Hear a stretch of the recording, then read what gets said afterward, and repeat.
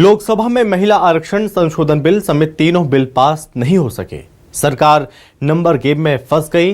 पूरा विपक्ष महिला आरक्षण बिल को परिसीमन बिल से जोड़ने के विरोध में दिखा और सरकार ने एड़ी चोटी का जोर लगाया, लेकिन बहुमत के लिए जरूरी नंबर नहीं जुटा सके। कैसे बिल पर संसद में मचा संग्राम, इस रिपोर्ट में देखिए।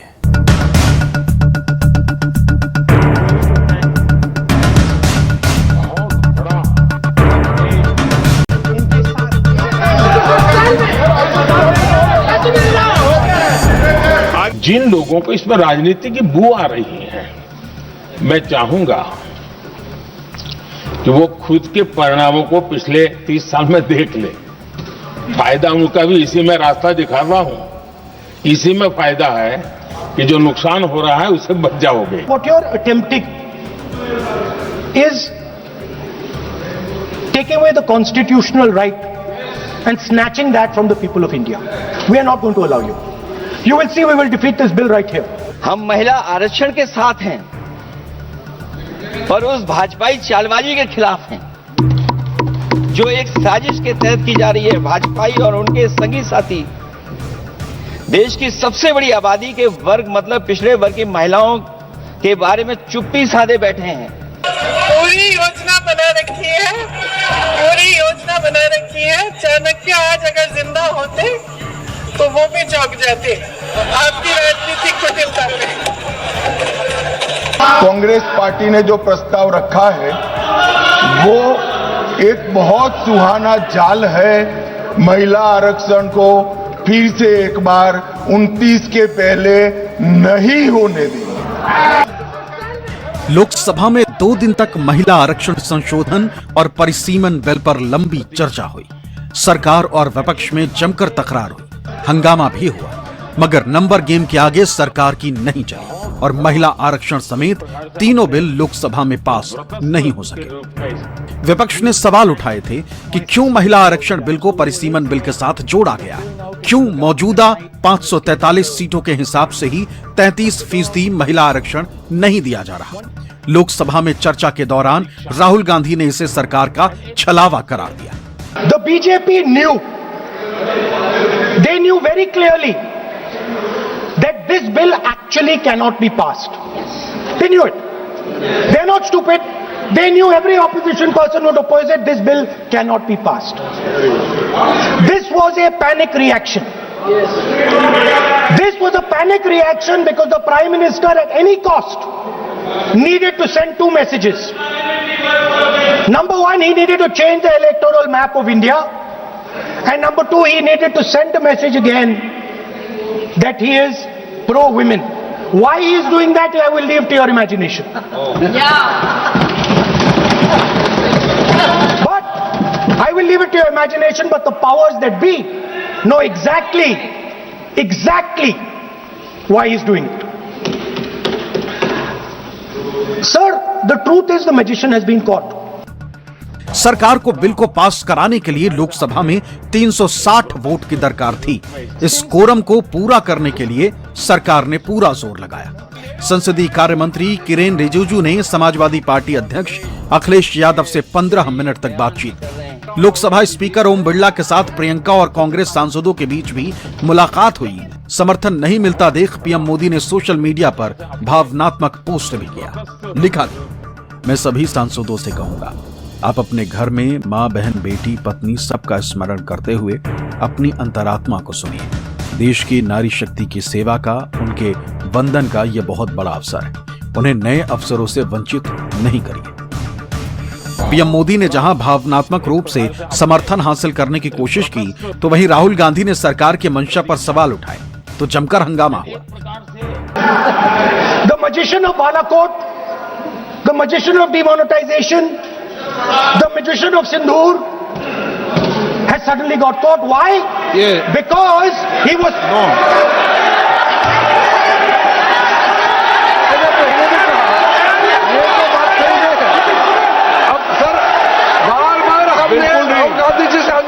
ये तरीका बिल्कुल भी नहीं है। होने के नाते बिल्कुल नहीं बोलिए, मगर बोलिए करूंगा मैं। और ये माननीय इस देश का 140 करोड़ का अपनी चुना हुआ प्रधानमंत्री को ये अनाप शनाप बात करके क्या साबित करना चाहते हैं? आज जो भाषा इस्तेमाल कर रहे हैं, स्पीकर साहब ने बार बार कहा कि वो बोल सकते हैं मगर नियम करते हैं। ऐसा नहीं चलता है। ऐसे तो नहीं बोल सकते। हम लोग एक्सपेक्ट करते हैं कि राहुल गांधी बेजोड़ हो गए। अफसोस की बात है, नेता प्रतिपक्ष क्या भाषा इस्तेमाल करते हैं। ये कोई तरीका होता है? देश का प्रधानमंत्री 140 करोड़ लोगों ने मिलकर प्रधानमंत्री बनाया है। आप इस तरह से अनाप शनाप बातें करते हैं, आपको शोभा नहीं देते हैं। क्या बात करते हैं? नेता प्रतिपक्ष इस तरह का भाषा इस्तेमाल करते हैं, ये कोई तरीका नहीं होता है। महिला आरक्षण बिल को लेकर हुई सत्ता पक्ष और विपक्षी सांसदों में तीखी नोकझोंक के बाद चर्चा पर गृह मंत्री अमित शाह ने जवाब दिया। विपक्षी सांसदों को भरोसा दिलाने की कोशिश की, लेकिन बात बनी नहीं। तो 543 कॉन्स्टिट्यूएंसी का पब्लिक हियरिंग 26 के मध्य से लेकर 29 तक हो नहीं सकता और 27 तक जनगणना के आंकड़े नहीं आ सकते। तो स्वाभाविक है, अगर हम 29 का चुनाव नारी शक्ति वंदन अधिनियम के स्पिरिट के साथ कराना चाहते हैं, इस देश के 50% मतदाताओं को इस महान सदन में 33% आरक्षण देना चाहते हैं, तो अभी ही ये लाना पड़ेगा। इनके साथ कांग्रेस सांसद प्रियंका गांधी ने जहां 24 घंटे पहले ही पीएम मोदी को आगाह कर दिया था कि बिल पास नहीं होगा, सही निर्णय लेने की अपील की थी, तो वहीं समाजवादी पार्टी सांसद अखिलेश यादव ने भी कहा कि महिला आरक्षण का समर्थन करते हैं, लेकिन पहले जातीय जनगणना कराओ। हम आपके इन तीनों विधेयकों का सख्त विरोध करते हैं, लेकिन अभी भी आप एक ऐसा निर्णय ले सकते हैं जो सर्वसहमति से इस सदन में पारित हो जाएगा और हमारे देश की हर नारी को अपनी असली शक्ति को धारण करने का मौका मिलेगा। मैं आपके द्वारा प्रधानमंत्री जी से अपील करती हूं कि मन बनाएं, साहस करें, सही निर्णय ले लें, हम सब उनके साथ खड़े रहेंगे। समाजवादी पार्टी का हमेशा पक्ष रहा है कि महिला आरक्षण के हम पक्ष में, पहली बात। दूसरा, हम पार्टी के अनुसार चाहते हैं आरक्षण।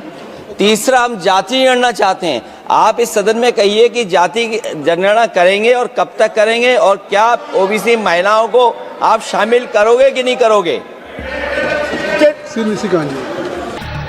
सरकार के पास लोकसभा में 293 सांसदों का ही समर्थन था। उसे उम्मीद थी कि जिस तरह साल 2023 में सभी दलों ने मिलकर महिला आरक्षण बिल को पास किया था, उसी तरह इस बार भी बिल पास हो जाएगा। मगर सरकार ने जिस तरह बिल में परिसीमन को जोड़ा, उसमें सरकार फंस गई। विपक्ष भांप गया कि बिल के जरिए बीजेपी सिर्फ पावर गेम खेलना चाहती है, इसलिए विपक्ष विरोध में उतर आया, बिल को पास नहीं होने दिया। कुमार गौरव और रमन कुमार की report, news 24। they knew very clearly that this bill actually cannot be passed. हम आपके इन तीनों विधेयकों का सख्त विरोध करते हैं। हम महिला आरक्षण के साथ हैं, पर उस भाजपाई चालबाजी के खिलाफ हैं जो एक साजिश के तहत की जा रही है। देश की महिलाएं देख रही है, उनके रास्ते का रोड़ा कौन है वो देख रहे हैं। कुछ निर्णय करने जा रहे हैं तो देश के इतने बड़े देश का आधा जिम्मा जो उठा रहे हैं, उनका भी कोई हक बनता है यहाँ आने का।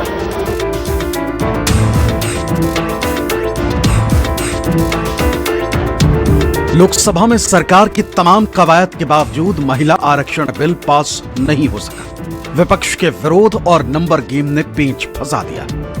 पहली वजह महिला आरक्षण को परिसीमन से जोड़ना रहा। दूसरी वजह रही ओबीसी महिलाओं के लिए आरक्षण की मांग। इसके अलावा तीसरी वजह बना मुस्लिम महिलाओं के लिए आरक्षण, जबकि चौथी वजह रही राजनीतिक नियत पर सवाल। भारतीय जनता पार्टी के फैसलों को समझना बहुत मुश्किल है। जब लोगों से ये कहा कि उनके एसआईआर होगी, वोट काटने का रोका जाएगा, तो वो एसआईआर के बहाने एनआरसी कर रहे थे। अगर मान लीजिए भविष्य में एनआरसी होती तो कौन से नए कागज मांगेंगे, कौन सी नई चीज आप मांगेंगे? तो यूपी में हम लोगों ने देखा एसआईआर के बहाने एनआरसी कर रहे थे। अब महिला आरक्षण के बहाने ये अपने मन मर्जी डिलिमिटेशन कर करके लोकसभाएं बनाना चाहते हैं, जिससे कभी हारे नहीं। ऐसी कई और वजह रहीं जिसकी वजह से महिला आरक्षण बिल अटक गया, जबकि 2023 में जब इस बिल को लाया गया था तब विपक्ष ने इसका समर्थन किया था। अब दिक्कत कहां और कैसे हुई उसे सिलसिलेवार ढंग से समझिए। महिला आरक्षण बिल क्यों फंसा? परिसीमन से जोड़ने का विरोध। विपक्षी दलों ने आरोप लगाया कि सरकार महिला आरक्षण की आड़ में परिसीमन कराना चाहती है। नई जनगणना के आधार पर सीटें बढ़ाने से दक्षिणी राज्यों का प्रतिनिधित्व कम हो जाएगा, जबकि उत्तर भारत को फायदा होगा। यह राज्यों का संघीय संतुलन बिगाड़ने वाला कदम है। विपक्ष का साफ कहना है कि महिला आरक्षण तत्काल लागू करना है तो 543 सीटों पर कर दिया जाए या फिर 226 की जनगणना के आधार पर किया जाए। You are telling the South Indian states, you are telling the northeastern states, you are telling small states in India that in order for the BJP to remain in power, we are going to take away representation from you. This is nothing short of an anti-national act. This is what you are doing. And under no circumstances are we going to allow you to do it. Women reservation तो 2023 में पास हो गया और यही Bharatiya Janata party है जो राज्यसभा में पारित करवा दिया जब यूपीए सरकार थी, लेकिन लोकसभा में समर्थन नहीं किया, उसने से गिर गया था। और अभी कांग्रेस पार्टी पूरा समर्थन दी और सर्वोन्मति से वो पास हुआ था 2023 में, तो उसके लिए लाने की कोई जरूरत तो थी नहीं। अभी जो लाए हैं वो डिलिमिटेशन के लिए लाए हैं। महिला आरक्षण बिल क्यों फंसा? ओबीसी महिलाओं को आरक्षण। समाजवादी पार्टी से अखिलेश यादव, कांग्रेस से प्रियंका गांधी। चर्चा के दौरान उन्होंने कहा कि बिना जाति जनगणना की ओबीसी, पिछड़ी और दलित महिलाओं को आरक्षण का असली फायदा नहीं मिलेगा। And I have become more and more and more aware of this truth. And that is the brutal, cruel, unforgiving treatment of the OBC community, of the Dalit community, and other communities. इन्हीं 543 लोकसभा क्षेत्रों में से महिलाओं को 33% आरक्षण क्यों नहीं दिया? अगर पद खोने का डर नहीं है तो कुछ लोग अपना पद खो लें।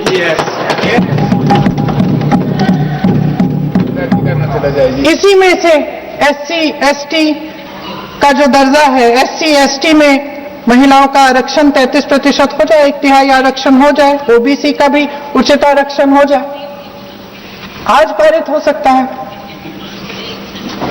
शुभ काम भी हो जाएगा, बेवजह प्रक्रियाहीन परिसीमन से देश का नुकसान भी नहीं होगा और काला टीका भी काम आ जाएगा।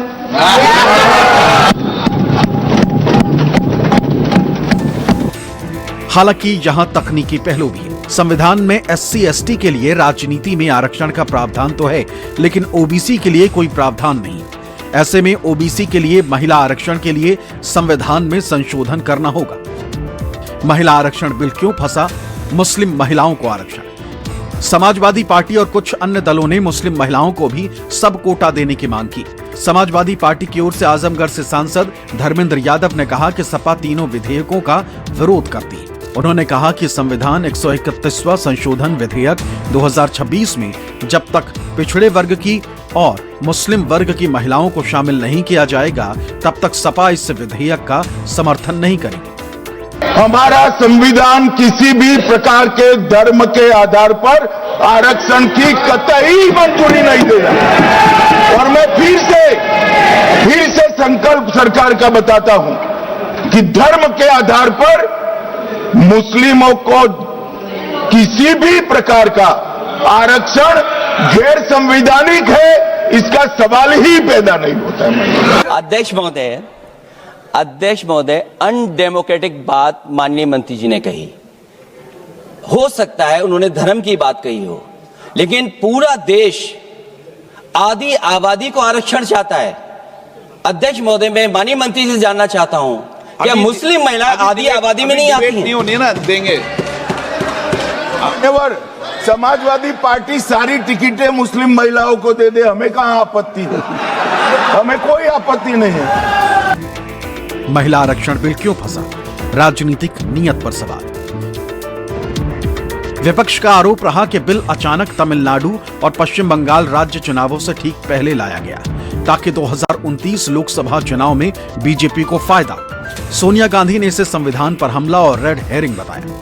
संशोधन चाह रहे हैं संविधान में, इसके हम पक्ष में नहीं हैं, क्योंकि कहीं ना कहीं डिलिमिटेशन का सहारा लेकर ये लोग जो पूरी प्रक्रिया है उसको अपने सशक्तिकरण के लिए इस्तेमाल करना चाहते हैं।